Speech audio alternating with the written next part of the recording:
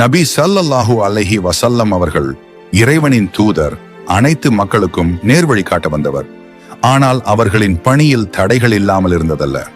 அவற்றில் முக்கியமான ஒன்றாக அவர்களுக்கு மேற்கொள்ளப்பட்ட செய்வினை சூனியம் இருக்கிறது.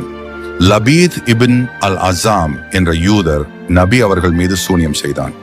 அவன் ஒரு சீப்பை எடுத்து அதில் சில முடிகளை சேர்த்து சூனியம் செய்து அதை பல கட்டுகளாக கட்டி தர்வான் என்ற ஒரு கிணற்றில் ஒளித்து வைத்தான்.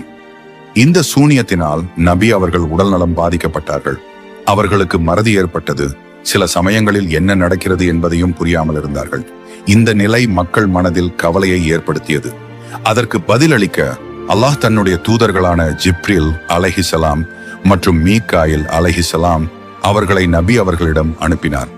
அவர்கள் சூனியம் எங்கு புதைக்கப்பட்டிருக்கிறது என்பதையும் அதையுடைய முறையையும் விளக்கினார்கள். நபி ஸல்லல்லாஹு அலைஹி வஸல்லம் அவர்கள் இறைவனின் தூதர், அனைத்து மக்களுக்கும் நேர்வழி காட்ட வந்தவர். ஆனால் அவர்களின் பணியில் தடைகள் இல்லாமல் இருந்ததல்ல. அவற்றில் முக்கியமான ஒன்றாக அவர்களுக்கு மேற்கொள்ளப்பட்ட செய்வினை சூனியம் இருக்கிறது. லபீத் இபின் அல் அஸாம் என்ற யூதர் நபி அவர்கள் மீது சூனியம் செய்தான்.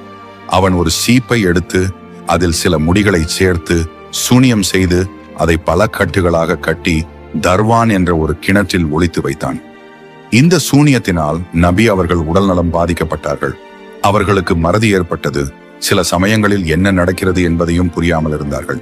இந்த நிலை மக்கள் மனதில் கவலையை ஏற்படுத்தியது. அதற்கு பதிலளிக்க அல்லாஹ் தன்னுடைய தூதர்களான ஜிப்ரில் அலைஹிஸ்ஸலாம் மற்றும் மீகாயில் அலைஹிஸ்ஸலாம் அவர்களை நபி அவர்களிடம் அனுப்பினார். அவர்கள் சூனியம் எங்கு புதைக்கப்பட்டிருக்கிறது என்பதையும் அதையுடைய முறையையும் விளக்கினார்கள்.